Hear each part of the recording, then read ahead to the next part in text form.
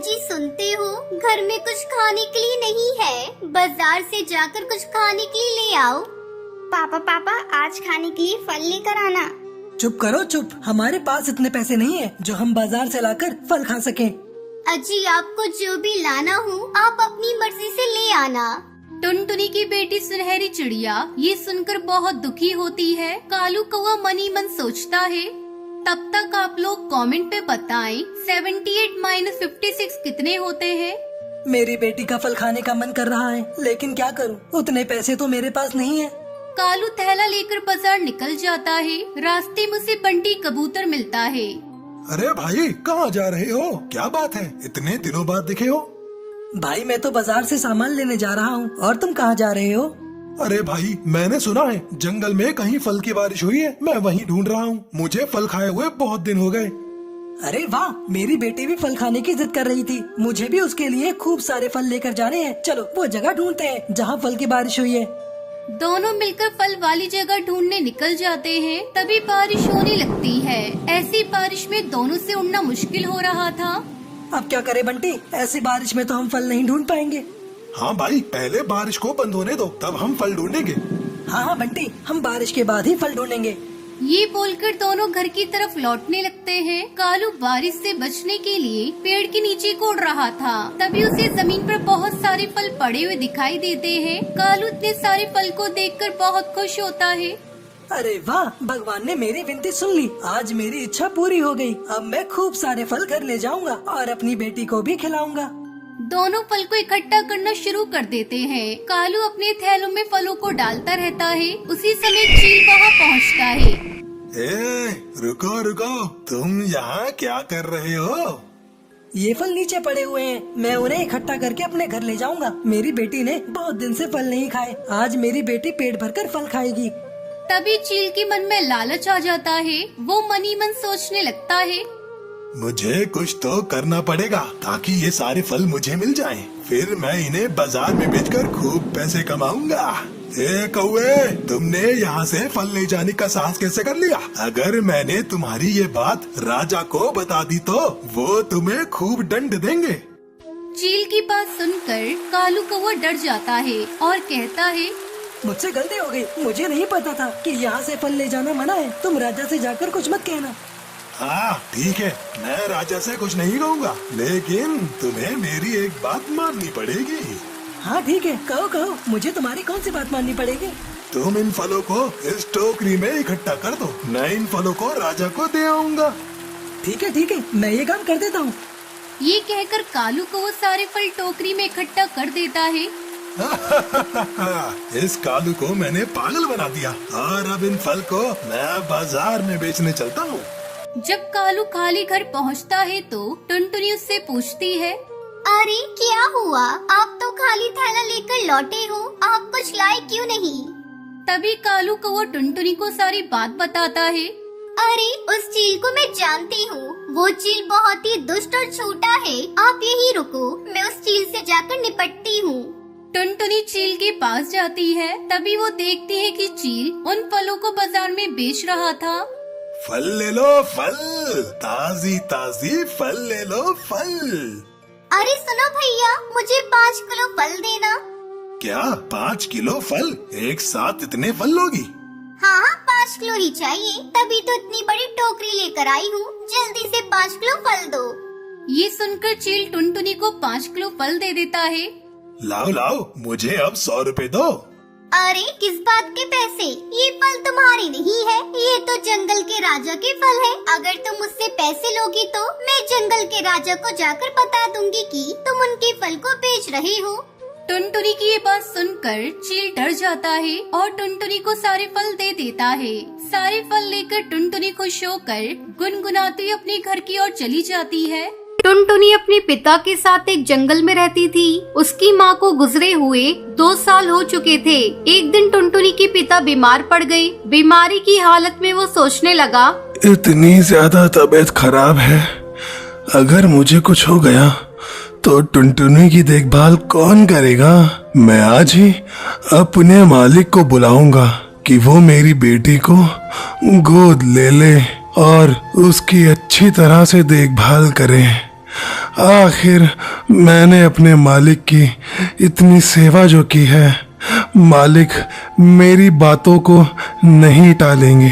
2 दिन से बीमारी के कारण टुनटुनी का पिता टुन्नू काम पर नहीं जा रहा था। तब उसका मालिक कहता है, अरे टुन्नू, क्या हुआ भाई तुम्हें? तुम 2 दिनों से काम पर नहीं आ रहे हो, इसलिए मैं तुम्हें आज देखने के लिए आया हूँ। सेठ जी, अच्छा किया जो आप आ गए। मैं आज ही आपको याद कर रहा था। ऐसा लगता है अब मैं नहीं बचूंगा सेठ जी। ये मेरी बेटी है टुनटुनी।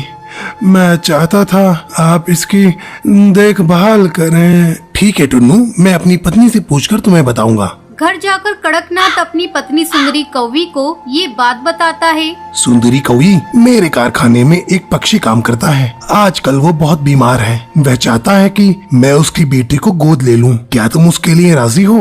अरे कड़कनाथ, क्या बात करते हो जी? हमारा तो खुद ही एक बेटा है कालू, और मैं वर्कर की बेटी को क्यों गोद लूं? ऊपर से उसके पढ़ाई का खर्चा, फिर उसकी शादी की चिंता। मुझे तो ये ठीक नहीं लग रहा है। अरे सुंदरी कौवी, तुम जरा दिमाग से सोचो। वो पक्षी जो कुछ ही दिन का मेहमान है, मैं इतना पागल थोड़ी ना हूँ कि मैं एक मजदूर की बेटी को गोद लेकर अपनी बेटी बना लूं। मैंने तो सोचा कि तुम्हें एक मुफ्त की नौकरानी मिल जाएगी। ये तो बिल्कुल पते की बात कही है आपने। अब कड़कनाथ टुनटुनी को लेने जाता है। अपने पिता से अलग होते समय टुनटुनी फूट फूट कर रोती है।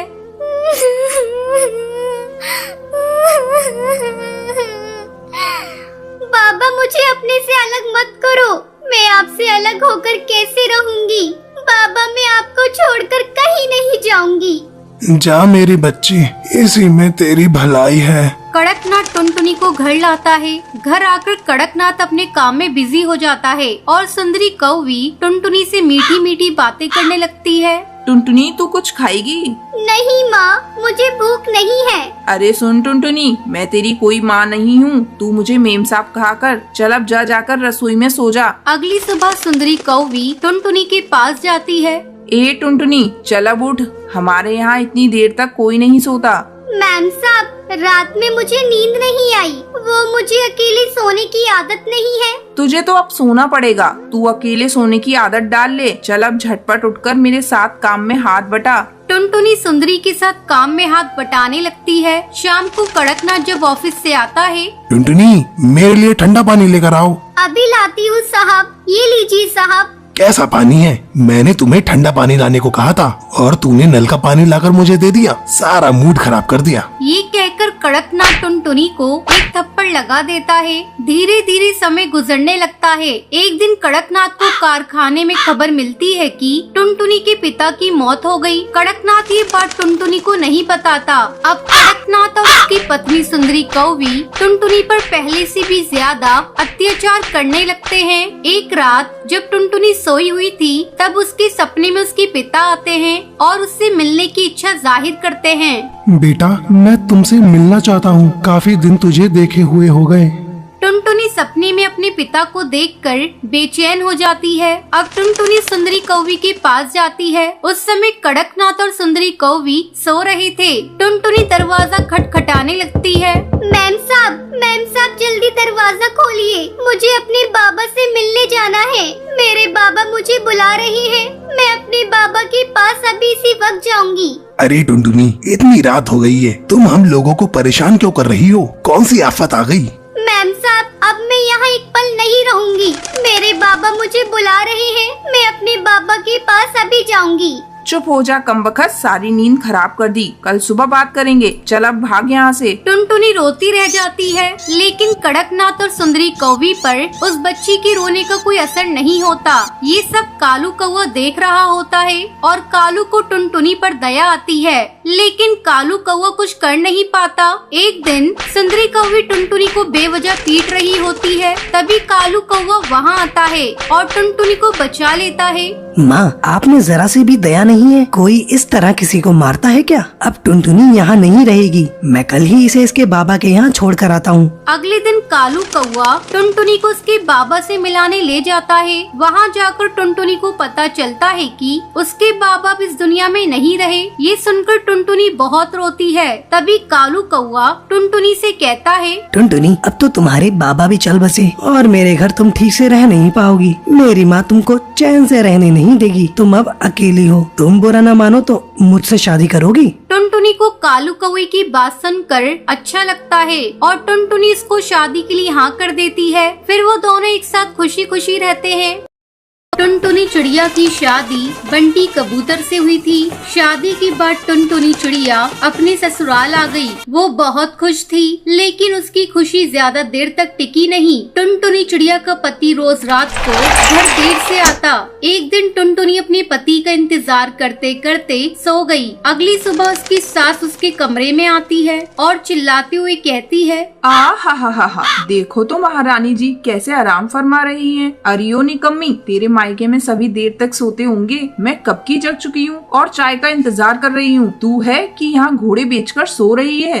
माँ जी, आप पता नहीं आज मेरी नींद कैसे नहीं खुली। माँ जी, मैं अभी आपके लिए चाय बनाकर ला रही हूँ। टुनटुनी चिड़िया किचन में चाय बनाने चली जाती है। थोड़ी देर बाद वो चाय बनाकर अपनी सास को देती है। माँ जी, ये लीजिए आपकी चाय। माँ जी, बंटी कबूतर कहीं दिखाई नहीं दे रहा है। मैंने उसके लिए भी चाय बनाई है। मेरा बेटा तो कब का दुकान चला गया। तुझे सोने से फुर्सत मिले तब ना। जा अब जाकर खाना पका। चिड़िया सर झुकाकर खाना बनाने चली जाती है। शाम को बंटी जब घर आता है तब टुनटुनी उससे कहती है, आप मुझसे हर समय उखड़े उखड़े क्यों रहते हैं जी? जब से शादी हुई है आप मुझसे सीधी मुंह बात भी नहीं करते। मुझसे कोई गलती हो गई है क्या? तेरी माँ से मैंने दहेज में एक कार मांगी थी, उसने वो भी मुझे नहीं दी। ऐसा कर, तू कल ही अपने मायके चली जा और एक नई चमचमाती कार लेकर आ। आपको तो पता है जी, मेरे माँ बाप कितने गरीब हैं। इतनी महंगी कार वो आपको कहाँ से देंगे? तब टुनटुनी की सास भी उसे खरी खोटी सुनाने लगती है। जब तेरे माँ बाप को दहेज देने की औकात नहीं थी तो बेटी पैदा क्यों की? मेरे बेटे ने अपना फैसला सुना दिया है। तू कल ही अपने मायके चली जा और कार लेकर वापस आना। अगले दिन टुनटुनी चिड़िया रोते रोते अपने मायके पहुंचती है। तब टुनटुनी की माँ टूनी उसे देखकर कहती है, अरे टुनटुनी बेटी, तू यहाँ क्या हुआ? तू अकेली ही आई है क्या? दामाद जी नहीं आए? कहीं दिखाई नहीं दे रहे? माँ, छोड़ो ये सब बातें। मुझे जल्दी से एक कप चाय बनाकर पिला दो। अभी मुझे कुछ दिन मायके में रहना है, फिर ससुराल चली जाऊंगी। ठीक है बेटा, तू बैठ, मैं तुझे अभी चाय बनाकर पिलाती हूँ। इस तरह कुछ दिन गुजर जाते हैं। एक दिन टूनी चिड़िया अपनी बेटी टुनटुनी चिड़िया से पूछती है, बेटी क्या बात है? तुझे मेरी कसम, कोई बात है तो बता। दामाद जी से तेरा झगड़ा हुआ है क्या?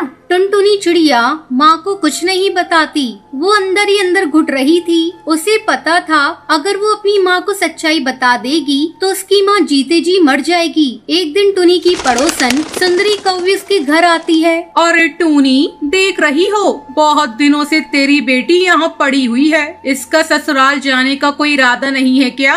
ऐसा कर, तू उसे जल्द से जल्द ससुराल भेजने का इंतजाम कर। कब तक ऐसे अपने मायके में पड़ी रहेगी? इतना कहकर सुंदरी कौवी वहाँ से चली जाती है। उसके जाने के बाद, माँ, मैं कल ही अपने ससुराल चली जाऊंगी, तुम चिंता मत करो। सुंदरी आंटी की बातों का बुरा मान गई। उसने क्या गलत कहा? बेटियां तो ससुराल में ही अच्छी लगती हैं। अगले दिन टुनटुनी चिड़िया अपने ससुराल चली जाती है, लेकिन उसकी सास उसे घर में घुसने नहीं देती। अरे करमजली, तू कार लेकर आई है, बिना लाए मैं तुझे घर में घुसने नहीं दूंगी। तू यहाँ से चली जा, मैं अपने बेटे की दूसरी शादी करूंगी। टुनटुनी चिड़िया इस अपमान को बर्दाश्त नहीं कर पाती और वो जाकर कुएं में कूद जाती है और उसकी मौत हो जाती है। उसके मरने की खबर जब टूनी चिड़िया को पता चलती है तब वो जल्दी जल्दी टुनटुनी के ससुराल आती है।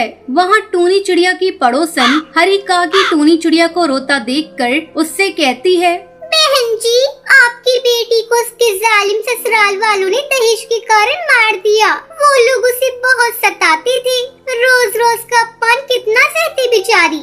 आखिर उसने कुएं में कूदकर अपनी जान दे दी।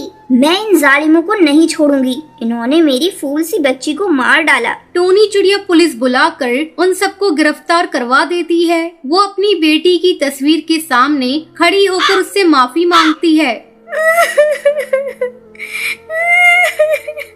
टुनटुनी बेटी, तू मुझे माफ कर दे। मैं तेरे दर्द को समझ नहीं पाई, लेकिन तूने भी तो कभी कुछ नहीं बताया। अगर तूने बता दिया होता तो मैं इन जालिमों के पास तुझे दोबारा नहीं भेजती। हो सके तो मुझे माफ कर देना बेटी। फिर टोनी चिड़िया दुखी मन से अपने घर लौट आती है और किसी तरह अपनी आगे की जिंदगी बिताने लगती है। इसलिए दोस्तों, हमें अपनी बेटी के मन को समझना चाहिए, उन पर किसी भी तरीके का दबाव नहीं डालना चाहिए। अगर आज टोनी अपनी बेटी को समझ जाती तो टुनटुनी आज हमारे